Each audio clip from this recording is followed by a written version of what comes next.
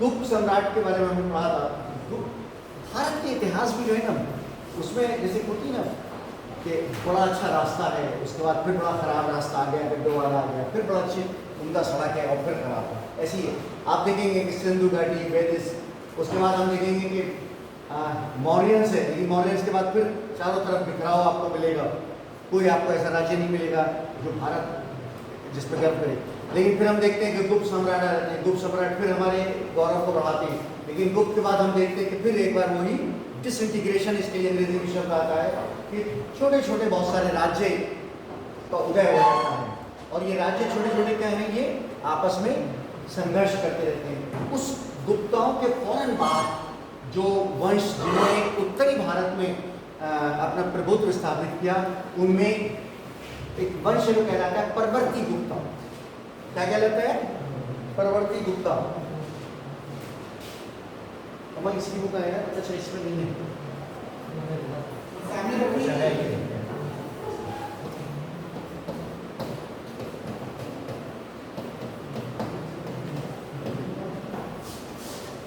परवर्ती गुप्ता व्हाइट कर दूं? व्हाइट कहाँ से होगा?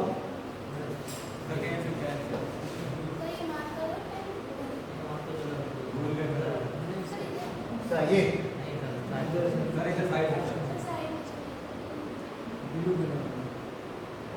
ब्लैक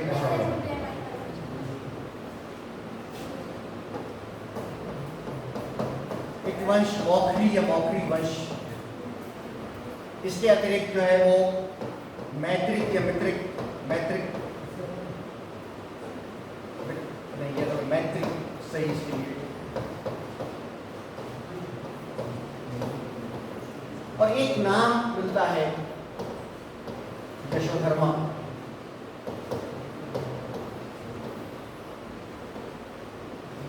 उत्तरी भारत जो गुप्तों के बाद क्या हुआ, टूट फूट का शिकार हो गया और छोटे छोटे बहुत से राज्य अलग अलग वंशों के स्थापित हुए।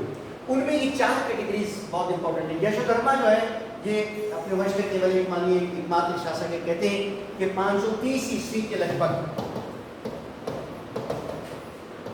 इसने मालवा के क्षेत्र में अपना राज्य स्थापित किया, और गुप्ताओं के बाद और हर्षवर्धन से हटकर ये एकमात्र ऐसा शासक है जिसके बारे में माना जाता है कि इसके अंदर वो तमाम योग्यता थी, इसके शासनकाल में वो सारी कैरेक्टरिस्टिक पाई जाती हैं जो किसी बड़े राजा या बड़े सम्राट की काल हो सकती हैं। इसका बड़ा अल्पकाल रहा, 543-42 के आसपास इसकी मृत्यु हो गई, लेकिन इसने मालवा और मालवे के आसपास के एक बड़े क्षेत्र पर अपना इसने अधिकार स्थापित किया, और केवल एक अधिकार स्थापित नहीं किया बल्कि इसने वहाँ पर एक अच्छा एडमिनिस्ट्रेशन भी स्थापित किया। इसकी जो है कभी कभी तुलना हम इस तरह से कर सकते हैं जैसे मुगल्स के बीच में एकदम आप देखेंगे सूर्यवंश आ गया और शेरशाह का अकेला नाम नजर आता है। शेरशाह के बाद उसके वंश का भी कोई व्यक्ति इतना शक्तिशाली या इतना योग्य से नहीं हुआ, एक अकेला नाम शेरशाह का है जो उस पूरी भीड़ में सबसे ज्यादा में ब्राइट नजर आता है। उसी प्रकार से ये यशोधर्मा है जिसने मालवा में गुप्ताओं के बाद, उनके डिस्ट्रिक्टिफिकेशन के बाद और हर्षवर्धन से पहले वहां पर एक शक्तिशाली राज्य की स्थापना की। इसने गुप्ता सम्राट को भी पराजित किया, इसने हुन को भी पराजित किया, इसने वाकाटक जो आक्रमण कर रहे थे इसने उनको भी पराजित किया। यानी इसने रणभूमि में, युद्ध क्षेत्र में भी अब सफलता प्राप्त की, इसने शासन व्यवस्था में सफलता प्राप्त की और राज्य विस्तार भी इसने किया। लेकिन ये एक अकेला नाम है जो इस बीच में रहा, और उसके साथ ये, इसके साथ ही शायद ये वंश और ये शासन भी समाप्त हो गया। मैत्री जो थे इन्होंने सौराष्ट्र कहलाता है गुजरात, इनके राजा थे, राजा मैत्री राजा सौराष्ट्र पुत्र, सौराष्ट्र गुजरात जिसको हम कहते हैं, वहाँ के ये राजा थे और इनका राज्य स्थापित रहा। और कहते हैं कि इनके राज्य की राज्यकाल की विशेषता ये थी मैत्रिक की, ये बेसिकली सब छोटे छोटे राज्य हैं जो गुप्ताओं के डिसइंटीग्रेशन के बाद जो गुप्ता साम्राज्य एक बड़ा साम्राज्य था उसके कहते हैं ना उसके खंडरों पर ये बहुत सारे राज्य स्थापित हुए। इनमें से कभी कभी कोई राज्य कोई शासक युद्ध बहुत होता था तो अच्छा शासन स्थापित कर लेता था, कभी उसको कोई दूसरा राज्य हटाकर शासक हटाकर वो उसकी जगह ले लेता था। तो ये एक प्रतिस्पर्धा चलती रही थी। उसमें मैंने आपको एक एक्सेप्शन की मिसाल दी कि यशोधर्मा था जो अपने वंश में अकेला नाम हमें ब्राइट मिलता है कि जिसने एक अच्छी शासन व्यवस्था और एक अच्छा साम्राज्य स्थापित किया। मैत्रिक जो सौराष्ट्र में थे, इनके शासन की व्यवस्था ये थी कि इनके काल में ट्रेड एंड कॉमर्स, व्यापार जो है उसमें बड़ी वृद्धि हुई। तुम क्या गेस कर सकते हो कि क्यों वृद्धि हुई होगी उस काल में, इनके शासनकाल में? ये सौराष्ट्र में थे, गुजरात में थे, जहाँ उस वक्त की बहुत अच्छी बंदरगाहें थी, जिससे जाहिर है कि ट्रेड एंड कॉमर्स के लिए बड़े अच्छा सुविधाएं प्राप्त हुई। लेकिन कहते हैं कि बाद में जब सिंध पर अरबों के आक्रमण हुए, तो अरबों के आक्रमण के बाद जो है वो इनका राज्य भी समाप्त हो गया। ये जो परवर्ती गुप्त थे, ये कहते हैं जो मॉडर्न हमारा ये आधुनिक उत्तर प्रदेश है, इस पर इन्होंने राज्य अपना स्थापित किया था। और इनके शासनकाल में इनमें से कहते हैं कि एक तो इनका ज़्यादातर समय एक दूसरे से लड़ने में, और जिसको हम कहते हैं ना वॉर ऑफ सक्सेशन, हिंदी में क्या कहेंगे, उत्तराधिकार का जो होता है, उसमें ये बड़े रहे। लेकिन कुछ समय तक ये भी आधुनिक उत्तर प्रदेश में अपने शासन स्थापित करने में सफल रहे। मौखरी जो थे, इन्होंने जो मगध का क्षेत्र था उस पर राज्य इन्होंने स्थापित किया। और कहते हैं कि ये जो मौखरी थे, ये इन्हीं ने बाद में ये जो यशोधर्मा का था, मालवा का, इस पर भी इन्होंने अधिकार कर लिया। इस पूरे टूट फूट के काल में जिसमें छोटे छोटे राज्य थे, उनमें मौखरी और परवर्ती गुप्ता जो है, ये थोड़े से इनमें इनका महत्व है, परंतु इनके चारों की अलग अलग स्पेशलिटी है। जैसे यशोधर्मा जी क्या बताई थी, शासन की स्थापना, गुड एडमिनिस्ट्रेशन इसने स्थापित किया था। ये गुड एडमिनिस्ट्रेशन हमें मौखरियों में या मैत्रिक में नहीं मिल पाता, इसलिए नहीं मिल पाता कि उनमें कोई इतना योग्य शासक नहीं था। उनकी आपस की प्रतिस्पर्धा जो थी और आपस का जो संघर्ष था, उसने हमेशा क्या किया, उनकी शासन व्यवस्था को भी प्रभावित किया था। इनके बाद इस काल में जो महत्वपूर्ण नाम के ऊपर क्या आता है, वो हमारा इसका आता है हर्षवर्धन।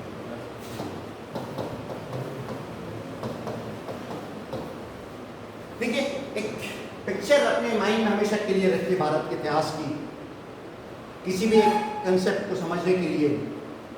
एंशियंट काल, सिंधु घाटी की सभ्यता से आरंभ हुआ, उसका क्या क्या रीजन था, रीजन था, और क्या क्या उसकी कैरेक्टरिस्टिक्स थी। उसके बाद हम देखते हैं कि उनके डाउनफॉल के बाद इंडस वैली, वैदिक पीपल थे, वैदिक पीपल के कौन कौन से क्षेत्र थे, कौन कौन सा रीजन था, उनकी क्या स्पेशलिटी। फिर उनके डाउनफॉल के बाद जो है वो मौर्यंस को हम देखते हैं। फिर मौर्यंस के बाद बीच बीच में हमने एक दो लेक्चर भी हुए थे, पोस्ट मौर्यन और प्री मौर्यन। फिर गुप्ता को देखते हैं, गुप्त सम्राट थे कि जिन्होंने एक यूनाइटेड, एक बड़ा साम्राज्य उत्तरी भारत से लेकर मध्य भारत, वेस्ट ईस्ट, इवन दक्षिण तक उन्होंने स्थापित किया। उनके पतन के बाद फिर एक कहते हैं वैक्यूम क्रिएट हो गया, और भारत के अंदर जो है वो राजनीतिक एकता जो थी भारत की समाप्त हो गई। ये भी याद रखिएगा, शायद आपको याद है, मैंने शुरू के सेशन में बताया था कि राजा की उत्पत्ति कहाँ से हुई थी, कौन बताएगा? तुमने तो एक बार तो मैं पहले भी बताया था, युद्ध की जब आवश्यकता हुई, जब युद्ध की आवश्यकता हुई तब राजा की आवश्यकता हुई, उसको लीड करता, उसका नेतृत्व करता। राजा की धीरे धीरे क्या हुआ कि राजा के हाथ में शासन व्यवस्था भी आ गई। शुरू में पढ़ा था हमने कि वो मोनोपोली नहीं होती थी उनकी, उनका एक डिक्टेटरशिप नहीं होती थी। राजा के दायित्व में सबसे इंपॉर्टेंट बात ये थी कि शासन अगर सही स्थापित है तो क्या होता था कि अर्थव्यवस्था, सामाजिक व्यवस्था और राजनीतिक व्यवस्था, ये सब क्या थी, एक दूसरे से जुड़ी हुई थी।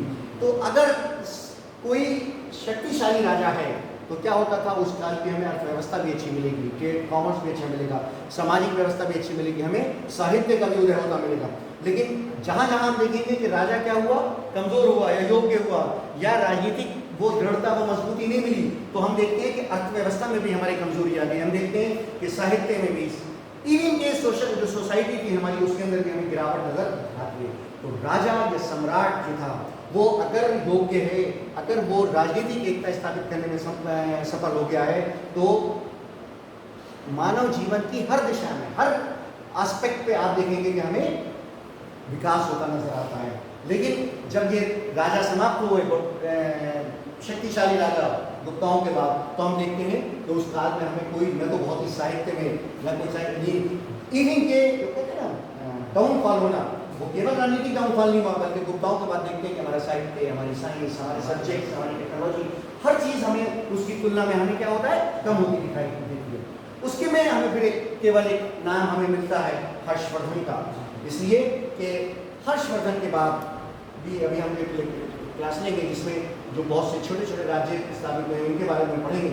उनके बाद फिर हम देखते हैं कि मध्यकाल ये आता है कि जहाँ से एक बार फिर भारत के डिफरेंट फील्ड्स का हमें उदय होता दिखाई देता है। इसमें हर्षवर्धन है कि जिससे संबंधित जो मैंने क्वेश्चन पेपर्स देखे हैं आपके दादा, उसमें हर्षवर्धन से मुतालिक ज़्यादातर क्वेश्चन है।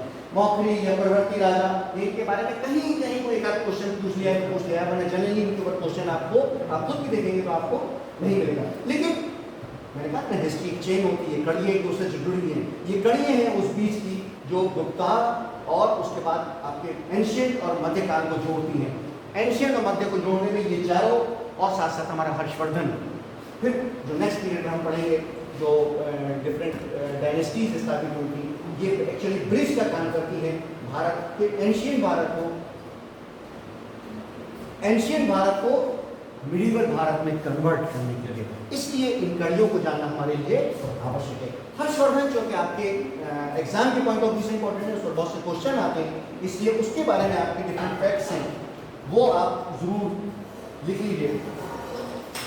हर्षवर्धन की इंपॉर्टेंस ये भी है कि गुप्त सम्राटों के बाद, स्पेशली स्कंदगुप्त के बाद, गुप्त के बाद हर्षवर्धन एकमात्र ऐसा शासक हमें नजर आता है कि जिसके काल में डिफरेंट डायमेंशन में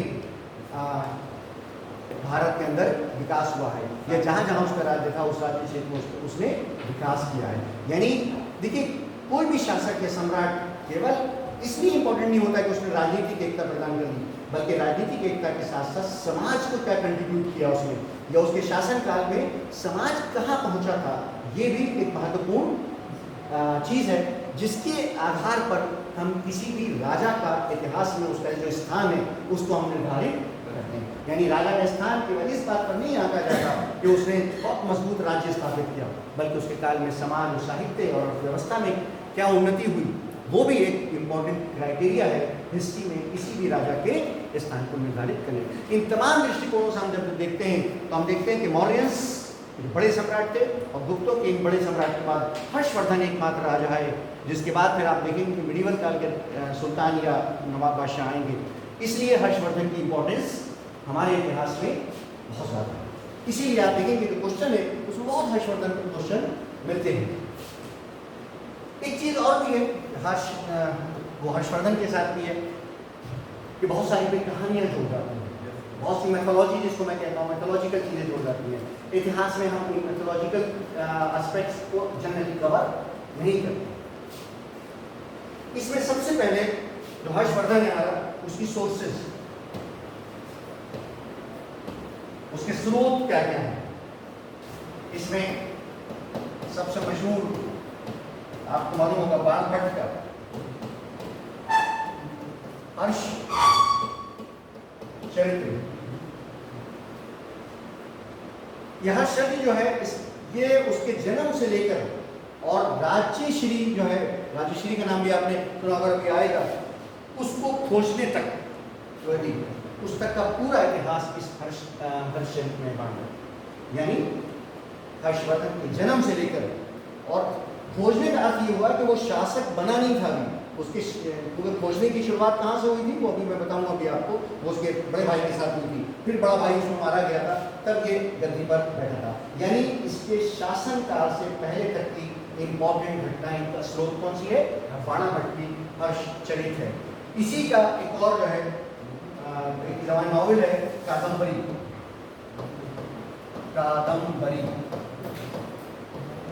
यह संस्कृत का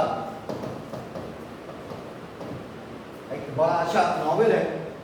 इसमें इस नॉवेल में देखिए मैंने कहा था नॉवेल या साहित्य इतिहास नहीं बताता है, लेकिन इतिहास के ऊपर कुछ प्रकाश जरूर आता है।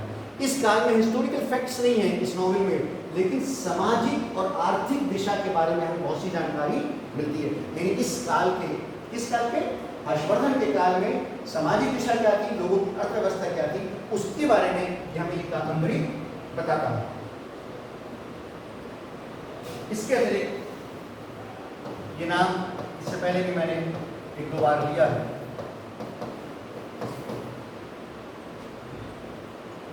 आर्य मंजूश्री मूलकल, आर्य मंजूश्री मूलकल, ये मैंने बताया था कि ये बौद्ध ग्रंथ है, बौद्ध ग्रंथ की बात आई। इसमें भी हर्षवर्धन के संबंधित बहुत सारी घटनाएं हमें प्राप्त होती हैं।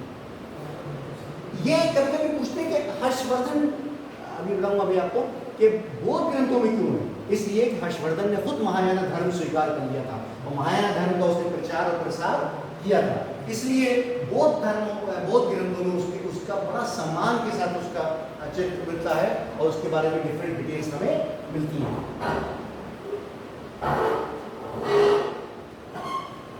इसके अलावा ये आप जानते होंगे इत्सिंग या आइसिंग, इत्सिंग जो है वो यहाँ 671 में आया था।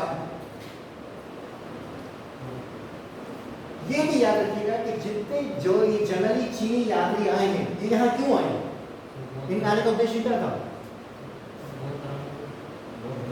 बौद्ध धर्म की शिक्षा, बौद्ध धर्म का ज्ञान, महात्मा बुद्ध और बौद्ध धर्म से संबंधित तीर्थ स्थलों की यात्रा, ये सारी चीजें इनका मुख्य उद्देश्य होता है। इसीलिए इन्होंने जाके इनके वर्णनों में भी उन चीजों को ज्यादा हाईलाइट किया गया है कि जो बौद्ध धर्म से ज्यादा संबंधित थी। हर्षवर्धन जो खुद बौद्ध धर्म से स्वीकार कर लिया था, इसलिए उसके बारे में हमें बौद्ध धर्मों में या इन ग्रंथों में हमें डिटेल जानकारी मिलती है। स्वयं हर्ष जो है, सॉरी वापस कहाँ जाते हैं?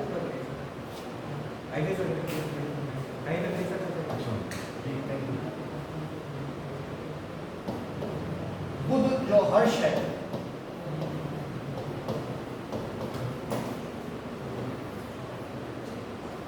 प्रियदर्शिका, रत्नावली और नागानंद, ये 3 नाटक हैं जो हर्ष ने लिखे हैं। मुझे उस इतिहासकार का नाम भी याद नहीं है, यूरोपियन इतिहासकार है जिसने इस कलम की योग्यता के आधार पर हर्ष की तुलना बाबर से की है, क्योंकि बाबर जो है वो भी तुर्की भाषा का सबसे अच्छा प्रोज राइटर, सेकंड नंबर का अच्छा कवि था। तो हर्षवर्धन को कहता है कि उसके बारे में भी है कि तलवार और पेन दोनों का मास्टर था। तो हर्ष के बारे में भी ये कहा जाता है वो पेन और तलवार दोनों का मास्टर था।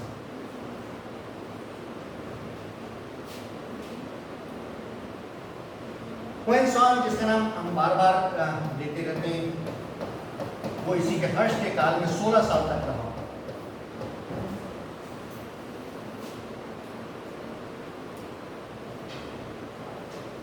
CUT क्या है ये? यस, यात्रा का विवरण है, यात्रा का विवरण है। और इसी के आधार पर उसके शिष्य हुई ने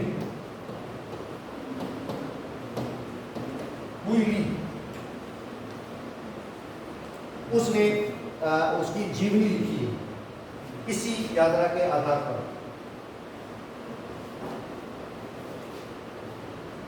इसके अतिरिक्त ये जो आपका कौन था हमारा हुएनसांग, ये मैंने क्वेश्चन देखा था इसलिए वो नाम भी आप लिख लीजिए कि वो इस चीनी राजा का समकालीन प्रणरेशिका वो था ताइशुंग। ताइशुंग जो चीनी सम्राट था उसका ये समकालीन था। कौन? हुएनसांग। हुएनसांग चीनी सम्राट ताइशुंग का समकालीन था। इन तमाम ग्रंथों में हमें हर्ष और हर्षकालीन राजनीतिक व्यवस्था और आर्थिक व्यवस्था के बारे में और सामाजिक व्यवस्था के बारे में जानकारी मिलती है। इसके अतिरिक्त जो हमारे स्रोत हैं उसमें कुछ अभिलेख हैं।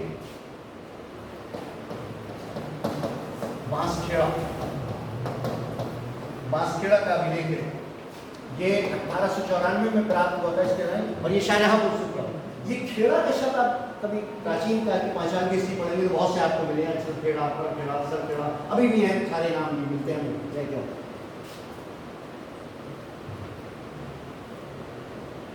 इसकी इंपॉर्टेंस ये है कि इसमें हर्ष काल के बहुत सारे प्रदेशों और पद अधिकारियों के नाम मिलते हैं। इसके अंदर हर्षकालीन अनेक प्रदेशों और पद अधिकारियों के नाम मिलते हैं। इसके अलावा इसमें हर्ष की वंशावली भी मिलती है।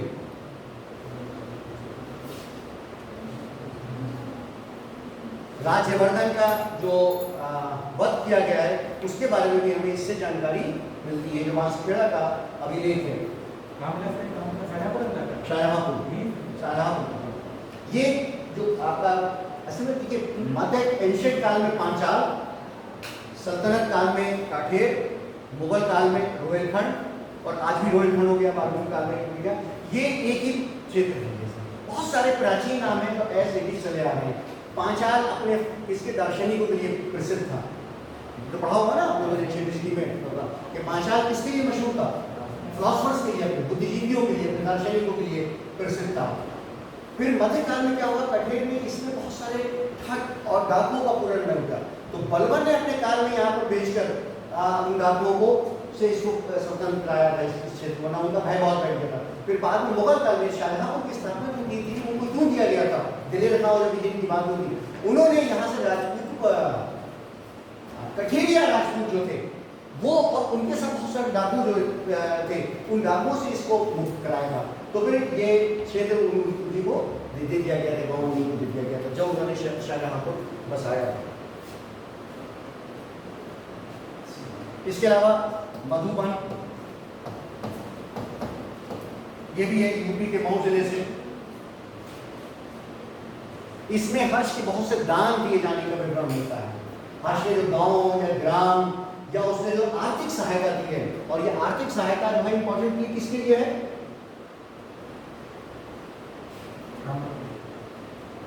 बौद्ध धर्म को प्रचार प्रसार की। ये गूगल को सर्च करना बंद कर दो, वो मिल गया है, मिल गया। वो क्या मिला? आप देखो हमने तो जो हो गया सो हो गया, तो भी सही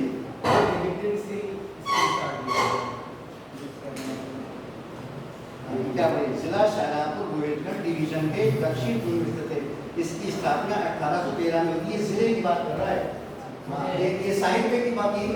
देखिए मैं कई बार मैंने बात कही है कि साहित्य और इतिहास लेखन में जमीन आसमान का अंतर होता है। इतिहास में हम वो भाषा यूज करते हैं कि जो मैंने कहा वही समझो। साहित्य में तो बड़ी बड़ी क्या फ्रेज है जो बड़े मुहावरे यूज हो गए ना, तो शेर की तरह बहादुर और उसकी तरह यूं था। इसमें जो है ना ये मैंने आपसे कल भी ये बात कही थी। जिला शाहजहांपुर रोहिलखंड डिवीजन के दक्षिण पूर्व में स्थित है। इसकी स्थापना 1813 में हुई थी। शाहजहांपुर जिला बनने से पहले ये जिला बरेली का एक हिस्सा था। किसकी बात हो रही? जिला शाहजहांपुर की बात हो रही है। जिला शाहजहांपुर की स्थापना 1813 में और 1647 में शाहजहांपुर जो बस्ती है इसकी स्थापना हुई, और इसकी स्थापना दिलेर खां और मैंने बताया था उन्होंने की। तो कल भी मैंने तुमसे ये बात कही परसों कि ये जिला बना होगा शाहजहां, लेकिन वो बस्ती जो है वो 1647 में बसी है। तो शाहजहां के नाम पर 1813 में बनने की तो भी नहीं है, तो भी नहीं है 1813 में। अंग्रेज इतने बनी थे कि वो शाहजहां के नाम पर कुछ बसाते।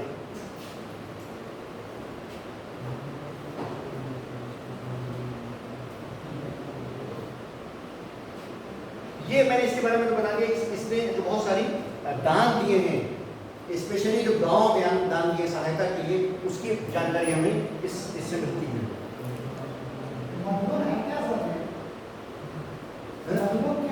अभिलेख हाँ, बांसखेड़ा में अभिलेख है।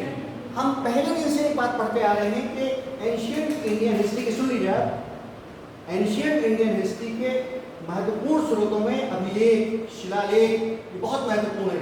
ताम्रपत्र लेख, अगर इनको हम निकाल लें इतिहास से तो हमारा इतिहास का बड़ा भाग हम छोड़ देंगे, खो देंगे हम अपना।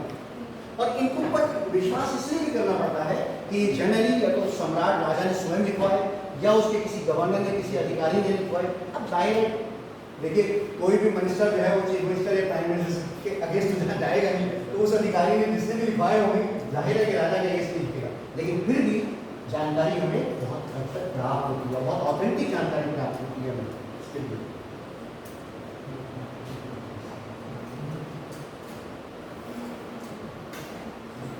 इसके अतिरिक्त इसकी जो मुद्राएं हैं,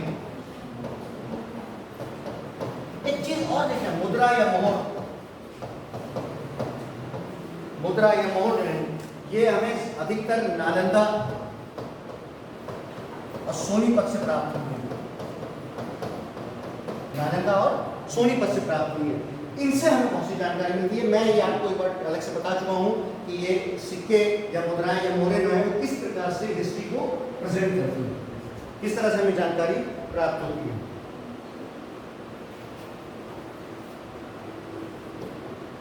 अब थोड़ा सा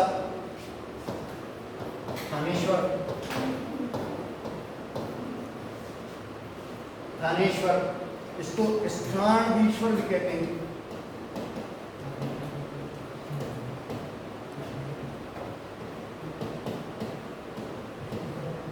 स्थानीश्वर या थानेश्वर ये राह है, वाह राह, थानेश्वर कहते हैं कि इसकी स्थापना पुष्यभूति ने की थी, और ये हमको बताता कौन है, ये हमें बाणाभट्टी बताता है। थानेश्वर की स्थापना पुष्यभूति ने की थी, और ये हमें किससे मिलती है जानकारी, बाणाभट्ट से मिलती है। थानेश्वर स्थानीश्वर, कुछ किताबों में या कभी कभी क्वेश्चन में थानेश्वर नहीं देते हैं, ये शब्द क्या होता है स्थानीश्वर, इसलिए मैंने ये शब्द लिख दिया है। ये दोनों एक ही हैं, इन दोनों का अर्थ एक ही, यानी एक ही जगह के दो नाम हैं। पहले स्थानीश्वर कहलाती थी, फिर थानेश्वर कहलाती थी।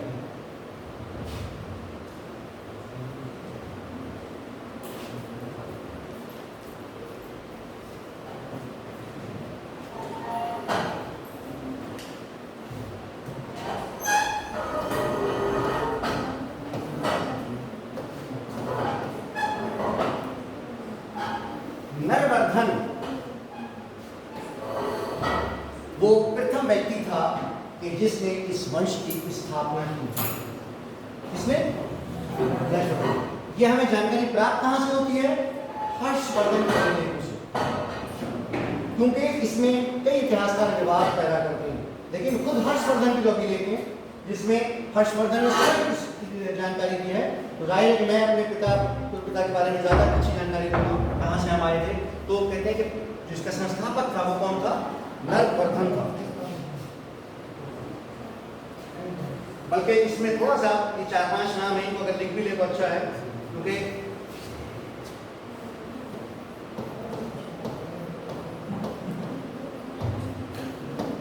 राज्यवर्धन फर्स्ट,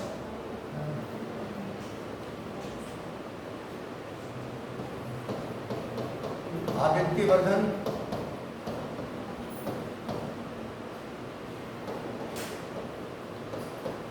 प्रभाकरवर्धन,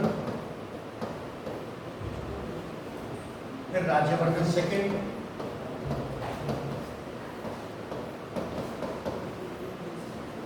और फिर इसके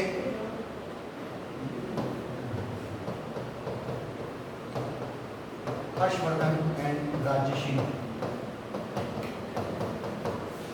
यानी इसके बाद इनकी जो क्रोनोलॉजी है वो जनरली वाइडली एक्सेप्टेड है, वो यही है, क्योंकि कई इतिहासकार इस पर क्वेश्चन मार्क लगाते हैं, इसीलिए इसे बहुत डिटेल में इसमें आइए, लेकिन इनके नाम याद रखिए। कुछ इतिहासकार कहते हैं कि ये जो ऑर्डर है, ये ऑर्डर ऐसे नहीं है, लेकिन हमने इसको इसलिए फॉलो किया है कि ये अभिलेख जो है हर्ष के, उन अभिलेखों में यही, अब वो बहुत से इतिहासकार के दूसरी सोर्सेज से जब कंपैरिजन करते हैं तो वो इसमें कहते हैं नहीं पहले ये नहीं हुआ, पहले बाद में ये हुआ, इसलिए इसकी डिटेल में बहुत इसकी आवश्यकता नहीं है।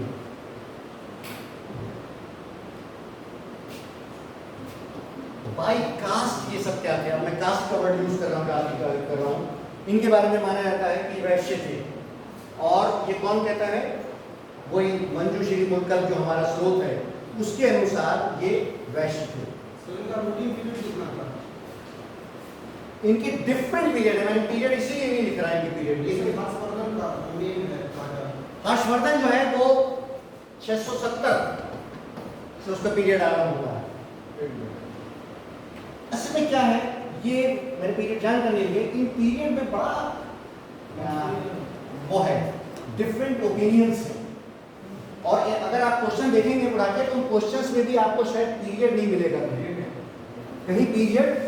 मैंने अभी तक कोई जितने पेपर देखे हैं पुराने डिफरेंट उनमें हर्षवर्धन के पीरियड या वर्धन जो ये वंशावली है इसका पीरियड किसी में नहीं लिखा पूछा गया, मतलब वो इसीलिए नहीं पूछा जाता जनरली कि उसके बारे में क्या है, कंट्रोवर्सीज है, बहुत ज़्यादा डिफरेंट ओपिनियन है उसमें। और वैसे भी बड़े कंपटीशन में जनरली इस तरह की वो पीरियड जो है वो नहीं पूछते, लेकिन फिर भी पीरियड मालूम होना चाहिए। लेकिन जो कंपटीशन के पॉइंट ऑफ व्यू से कहीं नहीं पूछे जाते, इसलिए इनको लिखने की आवश्यकता नहीं। नंबर 2, इनमें सब में आपस में इवन हर्षवर्धन के बारे में डिफरेंट ओपिनियन है जो दो अलग है।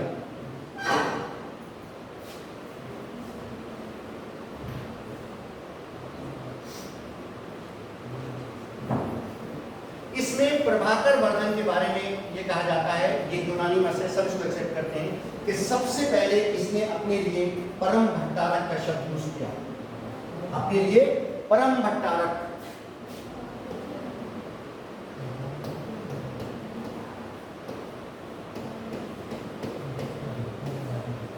ये मैं सब बता भी चुका हूं कि जो उपाधियां होती थी, एक्चुअली आज हमें बड़ा अच्छा लगता है कि ये उपाधियां हैं। इन उपाधियों की वजह से हम उसकी राजनीतिक पोजीशन मालूम कर लेते थे कि वो कितना मजबूत या कितना बड़ा राजा था।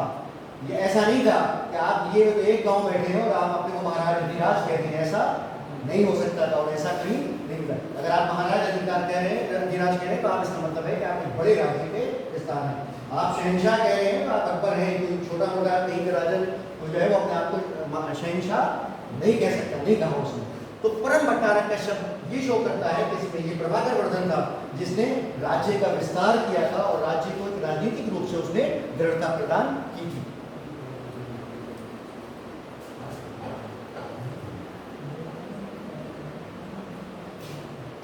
कहते हैं कि इसी ने 604 में हुण आक्रमणों से राज्य की सुरक्षा की और हुणों को इसने पराजित किया था।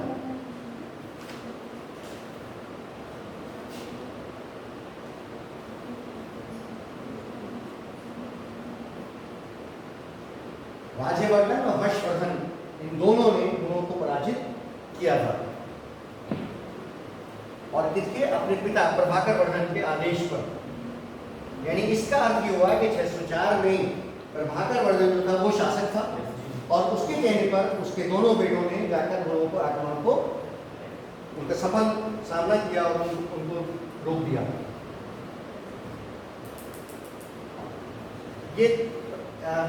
ये इसलिए लिख लीजिए इस यशोमती नाम, क्योंकि ये मैंने देखा था हर्षवर्धन और राजश्री इनकी माता थी।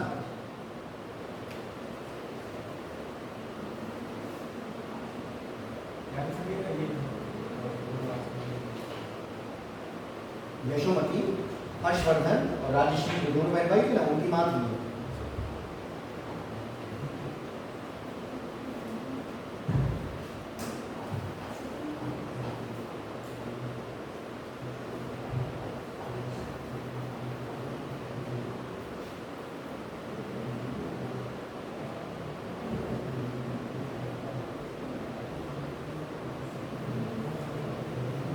राजश्री जो थी उसका विवाह कन्नौज का शासक था, उसका क्या था, ये इसलिए ज्यादा जरूरी है कि इस विवाह ने और इसने राजनीतिक रूप से एक परिवर्तन किया था और एक बड़ी घटना जो है वो घटी थी। वो सबको मालूम है ना क्या घटी थी।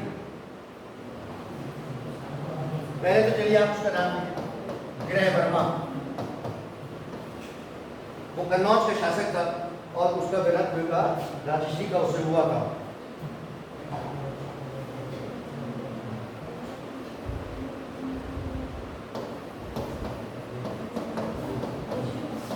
देवगुप्त ये मालवा का राजा था जिसने राजश्री के पति को का वध कर दिया, उसके राज्य पर अधिकार कर लिया और राजश्री को क्या कर दिया था, कैद कर दिया था।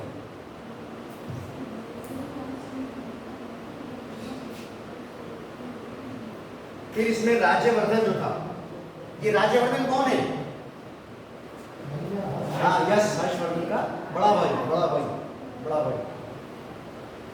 राज्यवर्धन ने सबसे पहले अपने ममेरे भाई भांडी की सहायता से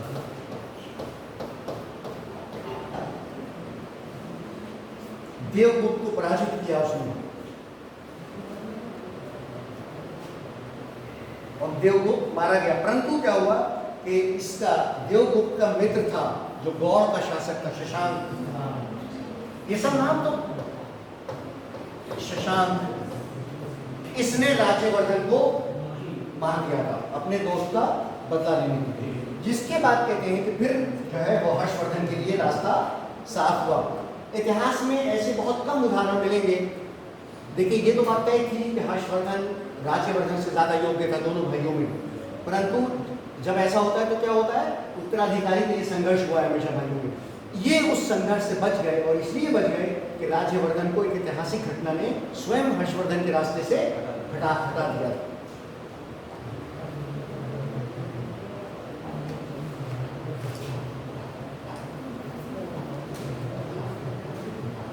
एक स्रोत के अनुसार ये घटना 605 या 606 के आसपास हुई, और यही 605 या 606 5 को 606 की और कि यहाँ से हर्षवर्धन का कार्यकाल कहते हैं कि आरंभ हुआ। और इतिहास बताता है कि शुरू में दोनों भाई बहन एक साथ तख्त पर बैठते थे। एक्चुअली ये जो इतिहास की जो क्रोनोलॉजी, इसमें जो तिथियों में गड़बड़ हुई है, वो इस वजह से हुई कि किसी ने हर्षवर्धन और राजश्री को साथ कर बैठने से यही से आरंभ मान लिया है, किसी ने उसको अलग करके उससे अलग माना है। इसलिए इनमें आपस में डिफरेंट ओपिनियंस हमें और ये डेट्स मिलती हैं। लेकिन जब राजश्री के साथ बात होगी तब बात कहाँ से होगी? 606 से। क्योंकि अगर आप कई किताबों को देखेंगे अलग अलग, और ये जो मैंने अभी बताया कि राजश्री से आप आरंभ करेंगे तो आपको फिर यहीं से आरंभ करना होगा 606 से। और इसकी यानी 19 स्रोत में इसकी आयु भी लिखी हुई है कि उस वक्त केवल 16 साल का था।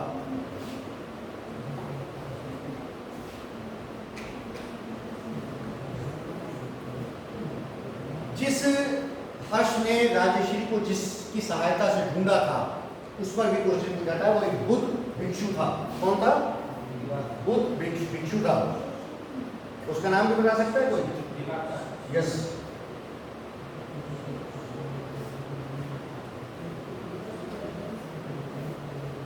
एक क्वेश्चन था जिसमें भिक्षु और विहार और इस तरह के शब्द ये थे, उनको आपस में मैच करना होता है। तो उसमें बड़ा अच्छा क्वेश्चन जिसने बनाया था, उसमें क्या दिया था? मौलवी, पंडित और भिक्षु और 5-6 चीजें थी, और उनके साथ उसने दिया था मंदिर, मस्जिद, विहार और जो 5-6 चीजें थी। तो उनको मैच करने में ये कहता कि उसमें जिस बच्चे ने आया उससे क्वेश्चन पूछा था, हमारा BA का थर्ड ईयर का, वही वो गलत करके आया था। उसने गलत यही किया था कि भिक्षु और विहार जो मुस्लिम संत सूफी होते थे, मोइनुद्दीन चिश्ती, आप नाम सुना होगा, निजामुद्दीन, उनकी जो खानकाहें कहलाती हैं, वो भी आपको हिंदी की किताबों में उनके लिए भी विहार का शब्द मिलेगा। विहार बेसिकली श्राइन के मानों में आता है, उस स्थान के नाम पर। ये पूजा पाठ का स्थल नहीं होती, ये मंदिर, मस्जिद या वर्शिप के लिए नहीं होती, बल्कि श्राइन या विहार उस धर्म के जो जिसको आमतौर पर कहा जाता है कि मानवता के एस्पेक्ट होते हैं, उनके प्रचार प्रसार के लिए। लेकिन बौद्ध धर्म में जो विहार हैं, ये प्योरली क्या थे? धर्म से संबंधित थे। उनकी खानकाहें जो थी वो क्या थी? प्योरली धर्म से संबंधित थी।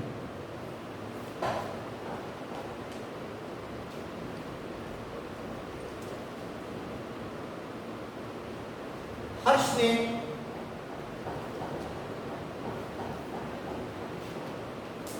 स्वयं अपने आप को अपने राजपुत्र लिखा है।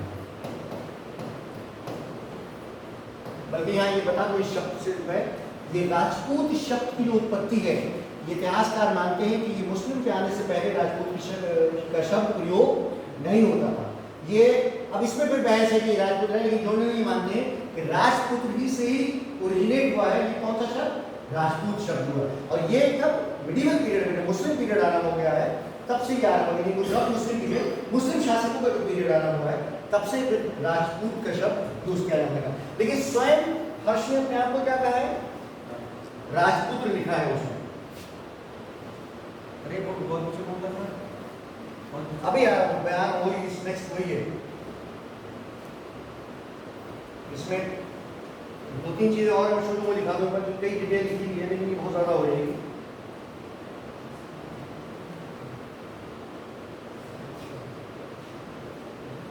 ये लिखी जाएगी इसमें कि बाद में हर्ष ने कन्नौज को राजधानी बनाया था। राजश्री की प्राप्ति के बाद, जिसके बारे में ये दोनों तख्त पर साथ बैठते थे, वो दोनों कहाँ के तख्त पर साथ बैठते थे? कन्नौज के तख्त पर साथ बैठते थे। इसके अतिरिक्त उसने वध भी, जो गुजरात, उसके शासक ध्रुवसेन,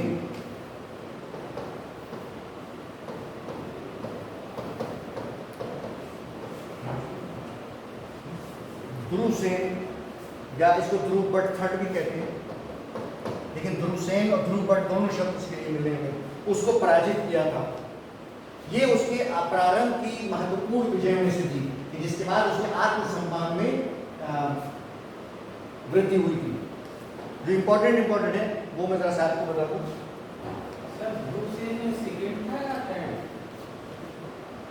ध्रुवसेन सेकेंड और ध्रुवपद थर्ड, ये दोनों नाम उसके लिए मिलते हैं। ध्रुवसेन सेकेंड और ध्रुवपद थर्ड।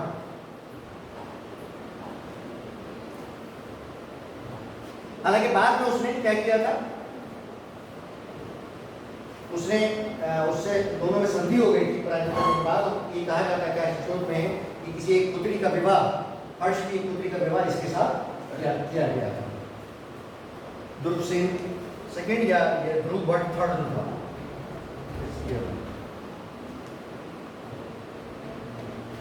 कहते हैं कि 630 से और 634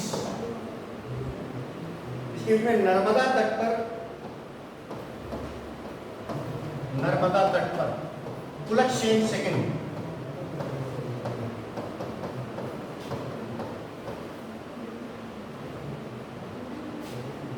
के बीच में युद्ध हुआ था, लेकिन इस युद्ध में ये पूरी तरह से स्वयं पराजित हुआ था। कौन? हर्षवर्धन।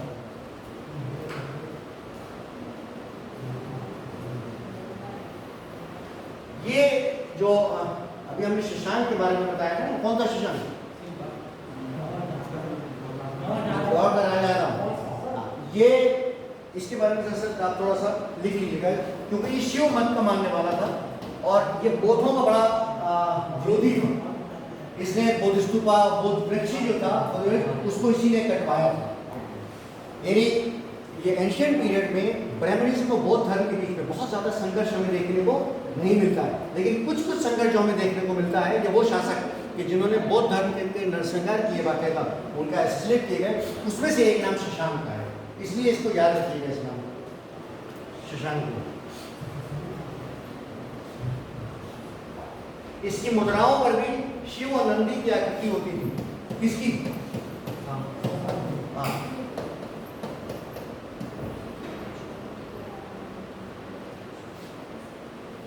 बौद्ध वृक्ष में मैंने बता दिया, इसी ने कटवाया था।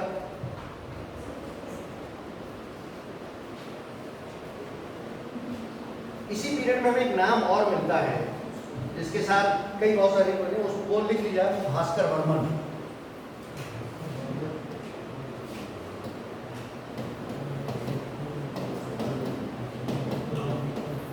भास्कर वर्मन, ये वर्मन वंश का कामरूप का शासक था। कामरूप का शासक था।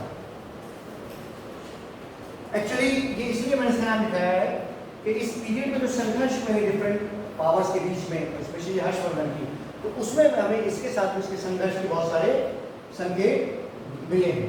यानी अगर कहीं हर्षवर्धन का संघर्ष आए तो उसमें आप शशांक भी लिखेंगे, उसमें कुलकसेन भी लिखेंगे, उसमें एक और नाम जो मैंने लिखवाया है उसको भी लिखेंगे, उसमें भास्कर वर्मन। ये वो है जिनके साथ उसका संघर्ष हुआ था हर्षवर्धन का। इसके तरीके से क्या ब्राह्मण शासक का दुग्धु या दुग्धु,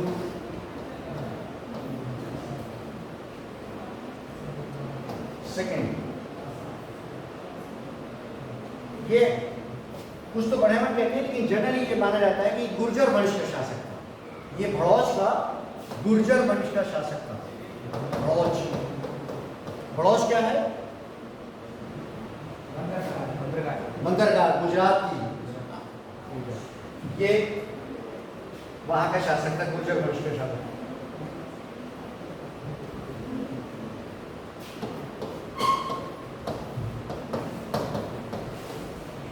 ये ताइशुंग है, ये समकालीन था हर्षवर्धन का चीनी सम्राट। और कहते हैं कि इसके दरबार में हर्ष ने अपने दूत भेजे थे, जो बहुत सारे क्या कहते हैं उसको यार, जो तोहफे लेके, गिफ्ट लेकर हर्षवर्धन की ओर से गया था। वो दूत मंडल था पूरा जो गया था। और इतिहासकार में इसके स्रोतों में है कि चीन के साथ उसने बहुत अच्छे संबंध अपने स्थापित किए थे। यानी आज तो हमारे सबसे खराब संबंध पाकिस्तान और चीन से ही है, लेकिन उस समय यानी देखिए क्या है, पड़ोसी बड़ा इंपॉर्टेंट होता है। या तो उससे लड़के रहिए या उसके साथ मिलकर रहिए, ये बहुत बेटी है। चीन, पाकिस्तान तो हमारा हिस्सा था, चीन जो है वो पड़ोस में था। और मैंने आपको यहाँ से बताया था कि चीन और भारत दुनिया के दो अकेले ऐसे कंट्री हैं, ये याद रखिए, और कोई कि जिनकी हिस्टोरिकल कंटिन्यूटी हजारों साल पर है। यानी किसी का भी इतिहास कंटिन्यूएशन में किसी भी दूसरे देश का ऐसा तीसरे देश का नहीं है। चीन और यूनान, इजिप्ट, इन सब के बीच में गैप हो गए हैं हिस्ट्री के, लेकिन भारत में और चीन में इन दोनों पड़ोसियों का इतिहास जो थाउजेंड ईयर से क्या है, कंटिन्यू है, जिसकी एक एक कड़ी हमारे पास मौजूद है। इसीलिए अभी देखिए कि उस वक्त भी हर्षवर्धन ने इस बात को इंपॉर्टेंस दी कि चाइना के साथ कैसे संबंध हो। उसकी वजह भी है, अब सुन लीजिए वजह क्या है। हर्षवर्धन ने स्वयं बौद्ध धर्म स्वीकार कर लिया था, चाइना में बौद्ध धर्म का प्रचार प्रसार हो चुका था।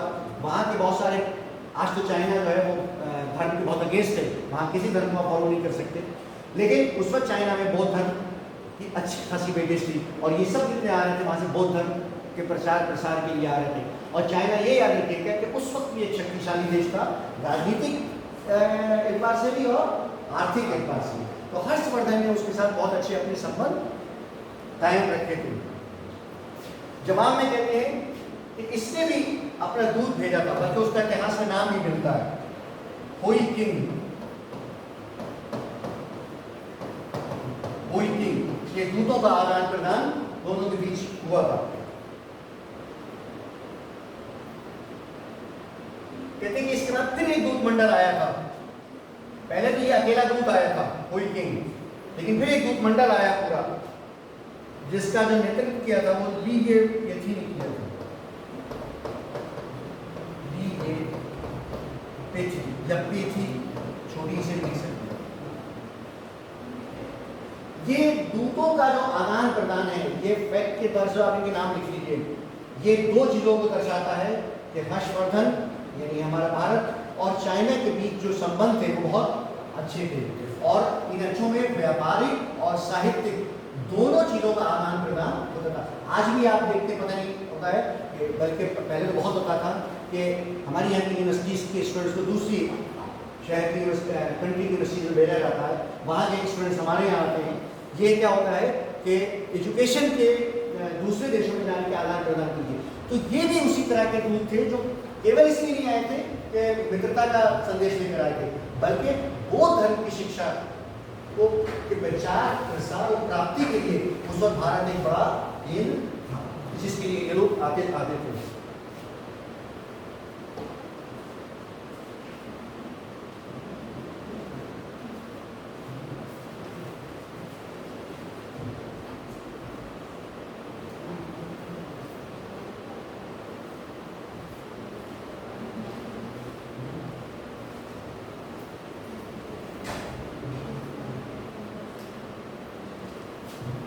आइए थोड़ी सी इसकी शासन एडमिनिस्ट्रेशन इसका।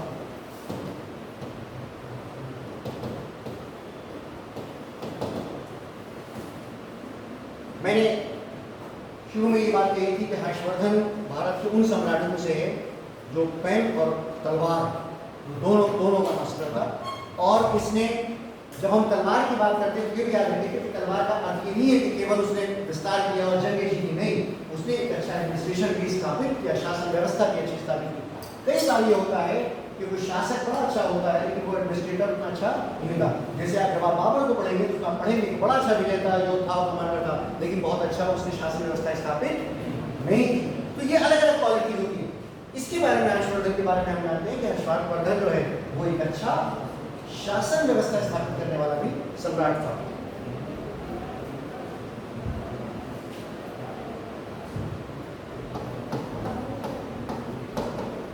ये लिख लीजिए, ये सिंहनाद आया, मैं जल्दी कर देता हूं। सिंहनाद ये इसका प्रधान सेनापति था।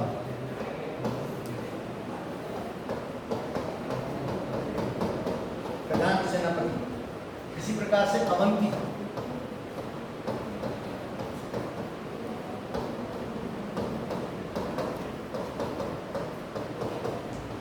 ये विदेश सचिव का शब्द हम आज की भाषा में यूज कर रहे हैं। इसका अर्थ यह है कि हर्षवर्धन के काल में जो इस विदेश से मैं समझिए कि केवल चाइना के साथ नहीं, ये जो दूसरे राज्य थे, भारत के ही जो दूसरे राज्य थे, उनके साथ जो संबंध होते थे, जो युद्ध या संधियां होती थी या जो रिश्ते बनाए जाते थे, उन सब के लिए, यानी विदेश सचिव से ये भ्रमित मत होइएगा कि ये केवल भारत से बाहर की बात होगी, नहीं, भारत के भी वो राज्य जो हर्षवर्धन के अंडर में नहीं थे, उनके साथ भी जितनी जो रिलेशंस थे वो सब उन सब के लिए आ रहे हैं।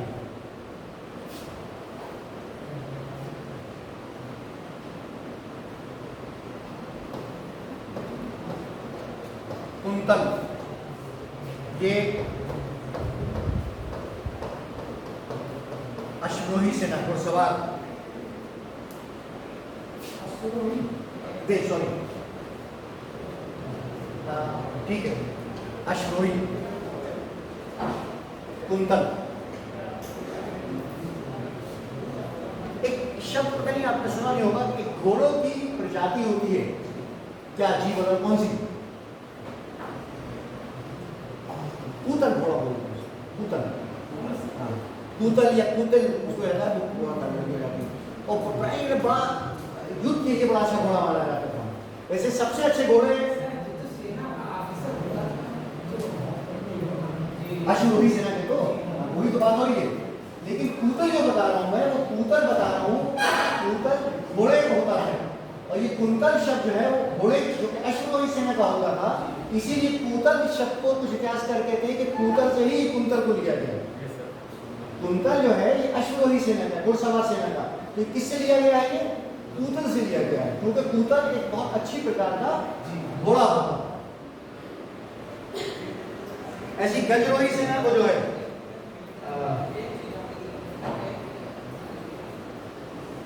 गज सेना का जो अधिकारी था वो था स्कंदगुप्त। अब तुम ये मत पूछना कि स्कंदगुप्त वो था सम्राट था, कौन पूछता है? वो ये नहीं है, वो जहां नाम रिपीट होता है हाँ जी जहां रिपीट होता है वो था।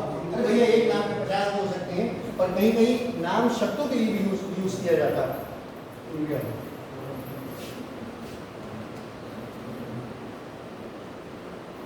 राजस्थानीय, आपकी राजस्थान से मत समझ लीजिए इसको,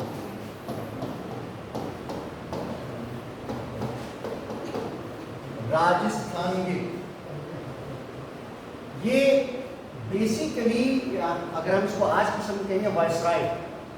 राजा जब अपनी ओर से किसी को अपना डिप्टी बनाता था, वो राजस्थानी शब्द उसके लिए यूज किया जाता था। यानी जिसके लिए हमने एक शब्द सुना होगा, आपने ऊपरी बताया था, ऊपरी वो यूज किया जाता था। इसी को कहीं कहीं राष्ट्रीय, ये अब देख लीजिए, ये राष्ट्रीय, ये आज वाला राष्ट्रीय नहीं है। आज हम राष्ट्रीय के शब्द कुछ और समझते हैं, कुछ और मीनिंग है, लेकिन ये राष्ट्रीय जो है वो उस वायसराय, उस डिप्टी जिसको सम्राट अपना खुद नॉमिनेट करे कि मेरी जगह पर ये देख लेगा, या कभी कभी किसी प्रांत के गवर्नर के तौर पर उसको नॉमिनेट करे। इसमें कई बार क्या होता है, जो मैंने शुरू में बात की थी कि एक शब्द कई कई मानों में इस्तेमाल होता है, और कभी कभी एक ही पद के लिए कई कई अलग शब्द प्रयोग किए जाते हैं। ये तीनों शब्द जो है वो आप एक साथ इनको ध्यान में रखिएगा, राजस्थानीय, उपरिक और राष्ट्रीय।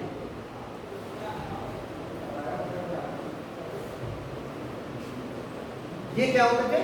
प्रांत के गवर्नर, ये नॉमिनेट किए जाते थे। प्रांत क्या होता था, इसके लिए क्या शब्द है प्रांत के लिए? भुक्ति। भुक्ति का शब्द यूज किया जाता था, वही बता। ये एक मेरी आपसे रिक्वेस्ट ये है कि जब आप इन शब्दों को पढ़ें एडमिनिस्ट्रेशन को, तो गुप्त काल, मौर्य काल और इन तीनों को अलग अलग करिएगा। क्योंकि क्या होता है जब आप देखेंगे, इनको पढ़ेंगे, कि एक समय में एक पद के लिए दूसरा नाम था, दूसरे समय में उस पद के लिए दूसरा नाम हो गया। जैसे इसका उदाहरण, और ये हमेशा मिलेगा, सल्तनत काल में जो डिफेंस मिनिस्टर होता था वो दीवान आरिस कहलाता था, और मुगल काल में वही मीर बख्शी कहलाता था। दोनों सेम पद था, लेकिन दोनों काल में क्या हुआ, अरे भाई मैं बादशाह हूँ, मैं अपनी मर्जी से, मेरी अपनी टर्मिनोलॉजी है, अलग परंपरा है, अलग अलग कल्चर है, एसएस कॉलेज अलग अपना कल्चर है, जीएफ का अपना अलग कल्चर, सबका अलग अलग होता है। तो एक शब्द एडमिनिस्ट्रेटिव पॉइंट ऑफ व्यू से जो गुप्त काल में प्रयोग हो रहा है, वो जरूरी नहीं है कि वो सेम मीनिंग काहे में दे, हर्षवर्धन के काल में या मॉडर्न के काल में दे। इसीलिए आप जो कंपटीशंस की बुक्स भी देखेंगे तो उसमें आपको हर शासक के अलग अलग आपको एडमिनिस्ट्रेशन मिलेगा। लेकिन कुछ चीज़ें हैं जो जनरली आप देखेंगे कि वो एक साथ, जैसे विश्व का शब्द है, भुक्ति का शब्द है, उपरीत का शब्द है, ये थोड़े बहुत परिवर्तन के साथ सभी के यहाँ लगभग एक सा स्थान रखती हैं। ये सब किसके साथ ये प्रयोग किए जाते थे? प्रांत के गवर्नर्स के लिए। आज की भाषा में ये राजस्थानी है, जो मैंने बताया था, ये वाइसराय जिसको हम आज कह सकते हैं, ये भी बेसिकली गवर्नर के लिए ही प्रयोग होता था। भुक्ति के नीचे फिर आप जानते हैं क्या होता था? विषय। विषय कहीं कहीं उसको विश्व का शब्द प्रयोग किया जाता है दोनों के लिए, इसीलिए उसको विषयपति कहते थे। ये आप देखेंगे कि ये विषयपति उसी प्रकार से चला आ रहा है। इसके अंदर में फिर पाठक होते थे। पाठक, ये आज की भाषा में अगर आप कहेंगे तो तहसीलदार, आज की भाषा में तहसीलदार, उससे नीचे की चीज चले जा रही है। यानी सम्राट राजस्थानी है, या राष्ट्रीय, विश्वपति, उसके नीचे पाठक। ये अच्छा, इनका ऑर्डर भी याद रखिएगा, क्योंकि कभी कभी डिसेंडिंग और असेंडिंग ऑर्डर में क्वेश्चन बनता है इनके ऊपर। इसके नीचे पे क्या होगा? सबसे छोटी इकाई क्या थी? एडमिनिस्ट्रेशन की सबसे छोटी इकाई ग्राम, और सोसाइटी की सबसे छोटी इकाई है? नहीं, मोहल्ला नहीं, मोहल्ले से भी छोटी यूनिट होता है परिवार। मोहल्ला किससे बनता है? परिवार से बनता है। एक बहुत सारे परिवार मिलकर रहते हैं, तो दोनों में डिफरेंस है। सोसाइटी समाज का बेसिक यूनिट और एडमिनिस्ट्रेटिव बेसिक यूनिट। ये जो कह रहा था कि ग्रामक्ष पटली, ग्रामक्ष पटली या पटली या ग्रामक्ष पटलिका, ये ग्राम का अधिकारी होता था। फिर इसके अंडर में जो काम करते थे वो कैनोनिक कहलाते थे। कैनोनिक यानी कैनोनिक ग्राम पक्ष में ऊपर ऐसे चले जाएंगे, इस तौर पर सम्राट तक, राजा तक चले जाएंगे।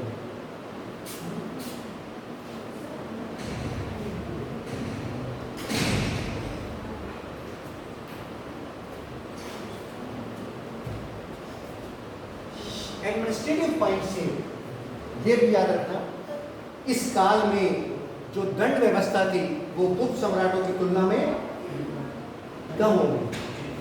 जितने कठोर दंड गुप्त काल में दिए जाते थे, उतने कठोर दंड हर्षवर्धन के काल में नहीं किए जाते थे।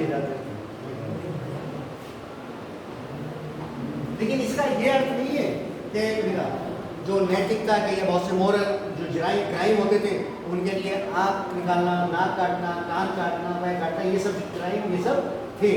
लेकिन कम होने का अर्थ यह है कि जितने बड़े स्तर पर गुप्त काल में दिए जाते थे, उतने बड़े स्तर पर यहाँ नहीं किए जाते थे। हर्षवर्धन के काल में नहीं किए जाते थे।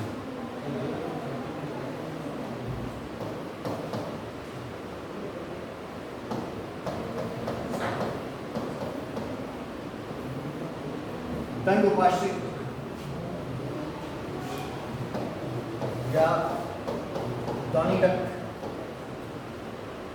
दंड उपासित या दंड, ये दोनों पुलिस अधिकारी के लिए यूज किए जाते थे। अब इसमें थोड़ा सा विवाद है कि ये पुलिस अधिकारी को कहते थे, ये पूरा पुलिस विभाग का सिपाही, जैसे आजकल तो सिपाही दरोगा होते हैं, जनरल ये है कि ये पुलिस से संबंधित जो कार्य करते थे उनके लिए था। इनमें ये डिफरेंस है, आप देखेंगे कि गुप्ता मौर्य से पढ़ा होगा आपने कि वो कभी कभी न्याय के काम भी वो देखते थे, लेकिन इनके कामों में जो डिटेल है उसमें न्याय व्यवस्था नहीं है। तो इनको केवल क्या काम था कि कहाँ क्राइम हो रहा है, किसने क्राइम किया है, क्यों किया है, किसने पकड़ा है।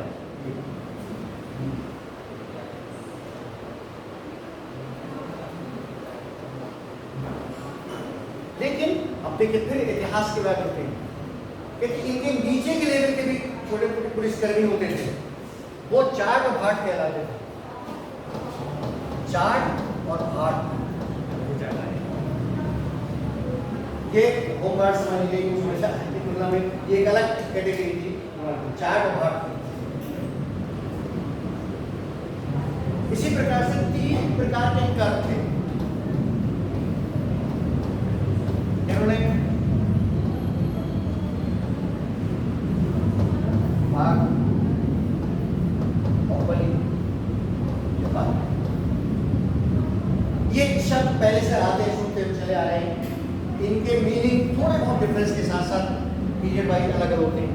जैसे इस काल में ये माना जाता था कि ये निर्णय जो था वो जनरली नकद किया जाता था और ये जनरली व्यापारियों से लिया जाता था। जनरली नकद देते थे और व्यापारियों से लिया जाता था। और ये वही का भूमि का हमेशा की तरह। और बलि जो थी, ये आपको याद होगा कि ऋग्वेदिक काल में बलि क्या कहलाती थी? इच्छा से दिया जाने वाला टैक्स। यहाँ इसको डिफाइन किया गया है कि ये धार्मिक टैक्स था। ये क्या था? धार्मिक कर था। ये शब्द वहां भी प्रयोग हुआ है, लेकिन हो सकता है कि इच्छा से दिया जा रहा हो तो धर्मी के लिए दिया जा रहा हो, धार्मिक कार्यों के लिए दिया जा रहा हो। लेकिन इनमें इन तीनों में डिफरेंस है। ये कैश, ये जमीन का मतलब ये है कि ये काइन और कैश दोनों में होता था, और ज्यादातर इसमें काइन में होता था। काइन का मतलब ये है जो फसल है वही दी जाती है। कैश काइन मतलब ये काइन में जो है, और ये दोनों में दिया जाता था, लेकिन ये जनरली धार्मिक कर के रूप में इसको इतिहासकार मानते हैं।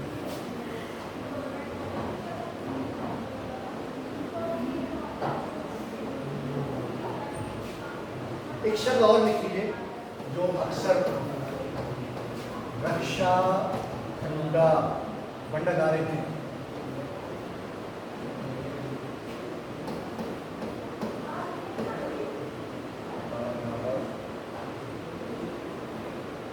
रक्षा भंडागारा या करण, रक्षा से याद रखते हैं, रक्षा भंडागार। ये जो सेना होती थी, सेना के लिए जो सामान यूज होता था, सेना के लिए लाना ले जाना सब चीजें वो प्रोवाइड करना, उसकी व्यवस्था देखने वाला होता था। सेनापति नहीं होता था, सेना के लिए सामान की व्यवस्था जो होती थी। कहते हैं कि नेपोलियन जो है वो इसीलिए रूस अभियान में हार गया था, तो उसके जो सेना के सामान का लाने ले जाने वाली व्यवस्था थी वो चिरमरा गई, तो सही पहुंचो। उसके फौजियों को न ड्रेस पहुंची जा रहे थे, न दवाएं पहुंची, न खाना पहुंचा, लाखों हजारों मर गए थे उसमें। तो ये बड़ा इंपॉर्टेंट पद होता था। इसलिए क्यों सेना यहाँ से जब जाती है कहीं, तो उसके लिए खाने पीने का भी सामान चाहिए था, घोड़ों के लिए भी चाहिए होता था, तो कहाँ से मिलेगा? इतना सामान साथ नहीं जा सकता, तो सामान जहाँ जाते थे वहाँ से प्रोवाइड करते थे। इसलिए आपने कहा होगा बहुत बार कि युद्ध में देखते थे बाहर है तो अपने अपने खेतों खलिहानों को खुद आग लगाते हुए जाते थे, खुशी कर जाते थे, ताकि हमारी दुश्मन सेना को यहाँ से भोजन नहीं मिले। ये सब प्रोवाइड करने की जिम्मेदारी जिसकी होती थी वो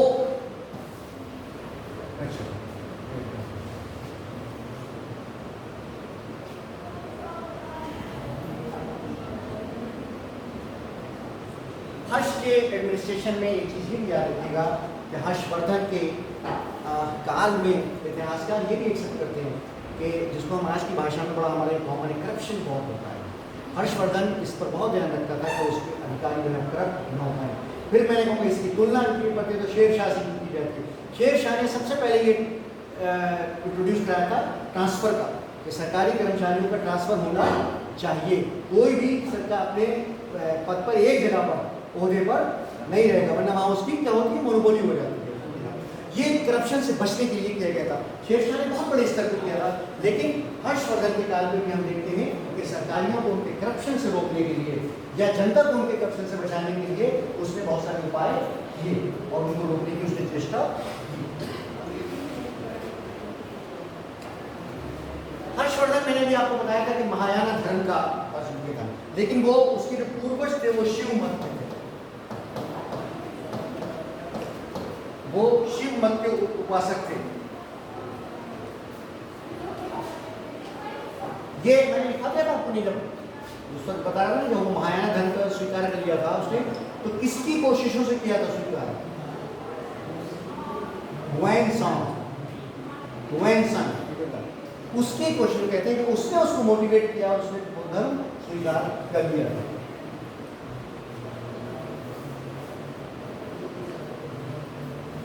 हर्षी है जिसने महायाना या महायान बौद्ध धर्म को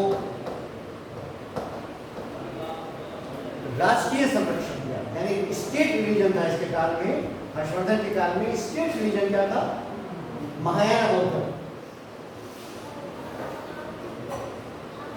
इसलिए इसने पूरे देश के विभिन्न स्थानों पर सारा मठ, विहार, स्तूपा, इन सब बड़े स्तर पर कंस्ट्रक्ट किए गए, इनका निर्माण हुआ और इनका प्रसार हुआ। इसमें दो तीन चीजें बड़ी इंपॉर्टेंट है इसकी, कि प्रयाग के संगम क्षेत्र में, प्रयाग का जो संगम क्षेत्र है वहाँ पे प्रति 5 वर्ष के बाद, यानी हर 5 वर्ष के बाद एक बौद्ध धर्म से संबंधित एक बड़ा मीटिंग, एक बड़ा समारोह आयोजित किया जाता था, जिसको कहा गया महामोक्ष परिषद। महामोक्ष परिषद, यानी आफ्टर एवरी 5 years, और जिसमें केवल भारत के लिए या केवल हर्षवर्धन नहीं, पूरे भारत से चाइना में जहाँ जहाँ बौद्ध धर्म का प्रसार हो गया था, कि जो जो उसमें आ सकता था, उन सब के लिए बहुत बड़े स्तर पर उस समय में भी ये सेमिनार, सिम्पोजियम, संगोष्ठी जो भी आपने ये ऑर्गेनाइज की जाती थी। ये इसके बाद कहते हैं कि इसका जो एडमिनिस्ट्रेशन था, इसकी व्यवस्था उसने की थी, वो इतनी उम्दा थी जो आज के भी आधुनिक काल में हम देखते हैं कि उनकी भोजन व्यवस्था, उनके रहने की व्यवस्था और पूरा एक शेड्यूल होता था, एक टाइम टेबल होता था, उसके अकॉर्डिंग सारे काम चलते थे।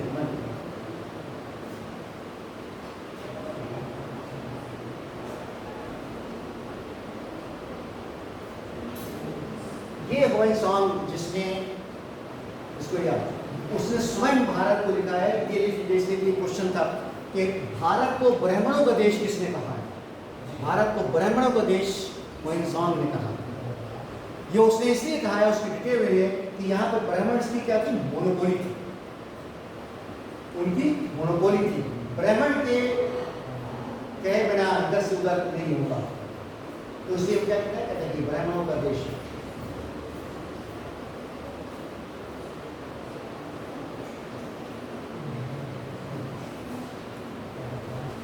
बाल विवाह था, सती प्रथा थी, और जो यशोमती जिसका भी हमने नाम बताया था, जिसकी वो मैडम थे, वो स्वयं सती हुई थी, वो स्वयं सती हुई थी, यशोमती को थी। और पुनर्विवाह जो है वो अब हम देखते हैं, विडो मैरिज, वो हमारे समाज से गायब है।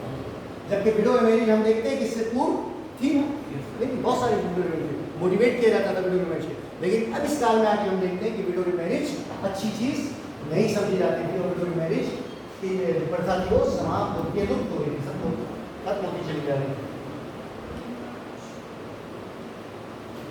पर्दा प्रथा हमेशा की तरह कहीं थी कहीं नहीं थी। जिस तरह हिंदू सोसाइटी में जिस स्टेज का पर्दा था, वो स्पेशली जो उस कास्ट के अंदर भी पाई जाती थी, लेकिन बड़े स्तर पर कोई पर्दा प्रथा का हमें इस काल में नहीं मिलता है, लेकिन फिर भी पर्दा प्रथा थी।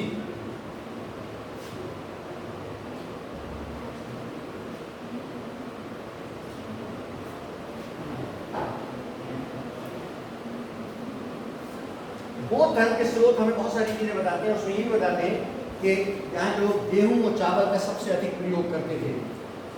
मांसाहारी और शाकाहारी दोनों थे। वो कहता है कि स्पेशली ये जो राजवंश था या वो जो वॉरियर क्लास था वो जनरली मांसाहारी होते थे और चावल गेहूं का प्रयोग सबसे ज़्यादा इस काल में देखने को मिलता है।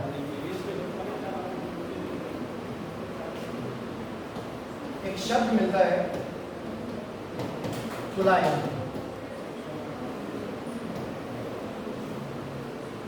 ये हर शरीर में है तुलायन। अब तुलायन जैसे तो अभी समझ में आता है कि तोलने की चीज होगी शायद होगी, नहीं, ये इरिगेशन के लिए, सिंचाई के लिए एक जल पंप टाइप चीज थी। सिंचाई के लिए क्या थी? जल पंप टाइप चीज थी। बल्कि जो रहट इस्तेमाल होता था उसके लिए भी एक शब्द हमें इसी में मिलता है, अर्घट।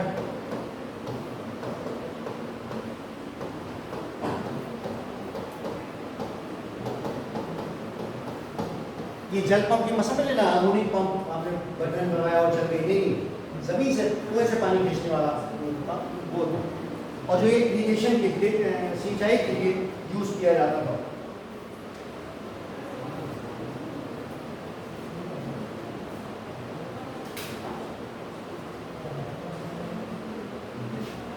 इस काल में एक नाम लिख लीजिए, सोईधन।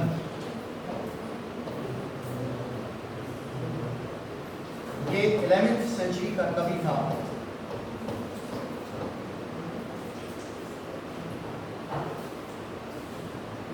इसने लिखा है अवंती सुंदरी कथा। सुंदरी कथा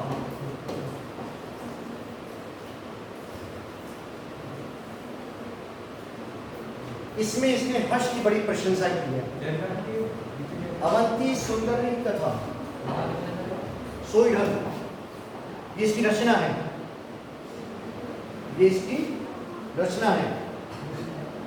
और इसमें इसने हर्ष को गिराहर्षमेश,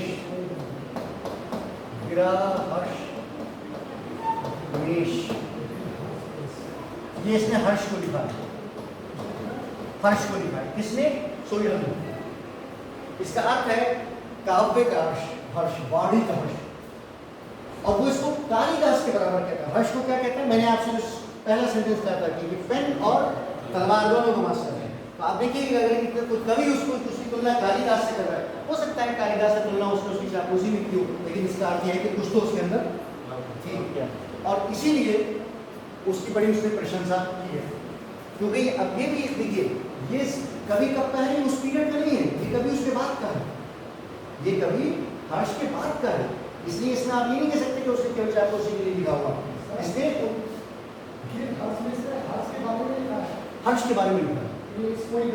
हाँ, हर्ष के बारे में इतने उपाधि दी जाती है, टाइटल दिया जाता है। उसने हर्ष, इसका अर्थ होता है वाणी का हर्ष या काव्य का हर्ष, काव्य का हर्ष, वाणी का हर्ष। ये उसकी काव्य में उसकी जो क्या कहते हैं उसको, उसकी योग्यता थी, उस योग्यता को देखते हुए उसने ये उसके लिए प्रयोग किया है।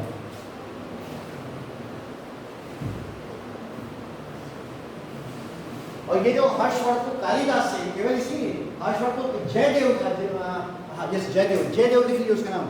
उसने हर्षवर्धन को कालिदास से कंपैरिजन, पूरा कंपैरिजन किया उसने बाकायदा। इस आधार पर हर्ष जो है वो कालिदास के बराबर है या उसकी तुलना कालिदास से की। जयदेव का नाम लिख लीजिए।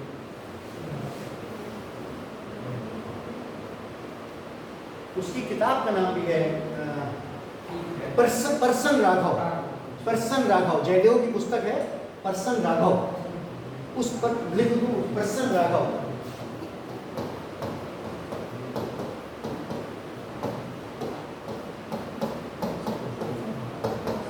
जयदेव, इसमें उसने उसकी रचनाओं की जो कैरेक्टरिस्टिक है उनके आधार पर उसको कालिदास के बराबर बताया, उसका कंपैरिजन कालिदास से किया है।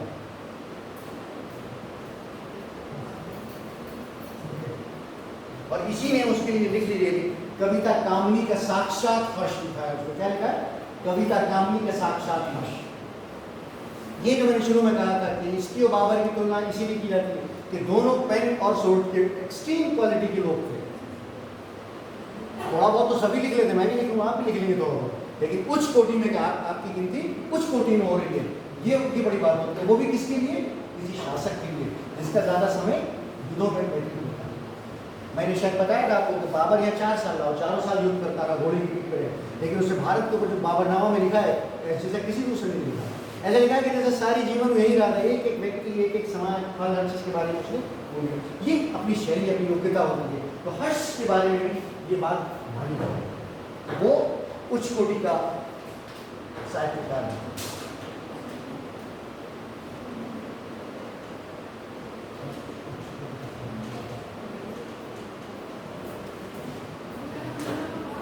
ये नाम लिख लीजिए जरूर।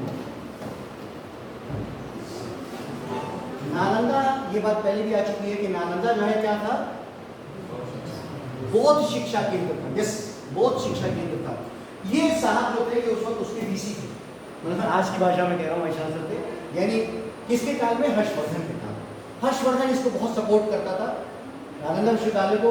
उसने बहुत से ग्राम गांव दान दिए थे, और उसके समकालीन जो इसका आप प्रिंसिपल कह लीजिए, वाइस चांसलर कह लीजिए, जो चाहे आप कह लीजिए, वो ये शिवभद्र था। क्या हुआ? मेरे बोलो, हमारे बोलना अच्छा लगता है।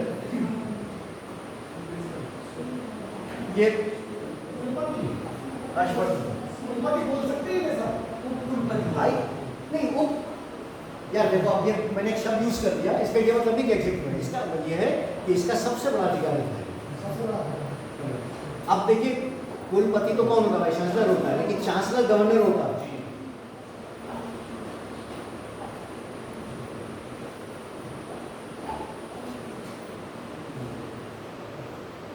हुएन के बारे में एक चीज और लिख लीजिएगा। मैंने अभी आपको बताया था ना, जो प्रयाग में हर 5 साल में वो होती थी। अब देखिए कैसे कंट्रोवर्सी होती है। कहते हैं कि हुएन सांग ने 6 इन सभाओं में भाग लिया था। किसमें? 6 सभाओं में भाग लिया था। अब 6 सभाओं में भाग लेने का मतलब वो कितने साल रहा यहाँ पे? 30। तुम्हारी मैथमेटिक्स कमजोर है। 25। अगर आप मान लेंगे मेरे आते ही पहले साल हो गया तो 5 साल बाद, 5 साल बाद 25-26 साल, लेकिन हम कहते हैं वो 16 साल यहाँ पर रहा। इसका अर्थ यह है कि हर 5 साल बाद थी, लेकिन बीच में भी ये आयोजित होती रहेगी, या हर्ष यहाँ इतने साल में, 2 में से एक बार हो सकती है। लेकिन ये भी सही है, कहते हैं कि हर्ष यहाँ के इसने 6 ये इसमें भाग लिया था उसमें।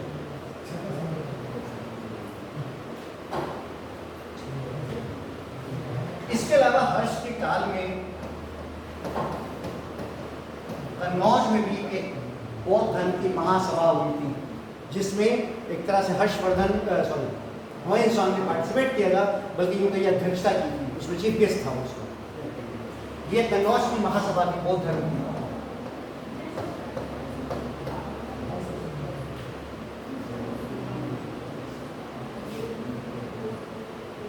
ये हुएन सांग उसका अध्यक्ष के लिए या चीफ गेस्ट के लिए होता। इस महासभा का जो कन्नौज में हुई थी, इसका उद्देश्य भी लिख लीजिएगा। इसका उद्देश्य क्या था? बौद्ध धर्म, महायाना बौद्ध धर्म का प्रचार और प्रसार करना। उसके क्या क्या तरीके हो सकते हैं, उस पर विचार विमर्श किया गया था।